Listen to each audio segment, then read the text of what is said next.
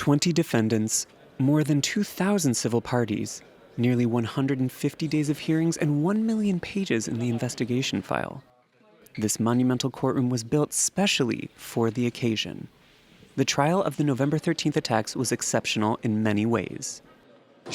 I think that with this trial, its sheer scale, the resources that were put in place to make it accessible, it perhaps allowed ordinary people to understand how our justice system works.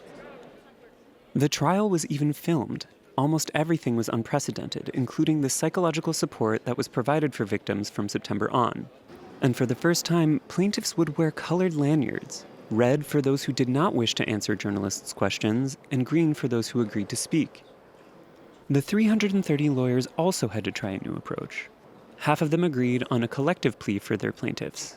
Instead of focusing on their individual clients, they spotlighted the most major issues raised at the hearing. The trial for the November 13th attacks lasted almost 10 months, the longest in French judicial history. Its presiding judge at the time, Jean-Louis Perriès, considers it the most memorable of his career. Upon reading the testimonies of some plaintiffs, their psychological state worsened over the years. Later, I understood by listening, we all understood by listening to these plaintiffs during the hearing, that moving on is not possible. And we realize ourselves, at least I will speak for myself, that I too will not be able to move on. The only living attacker, Salah Abdeslam, was found guilty on terrorism and murder charges.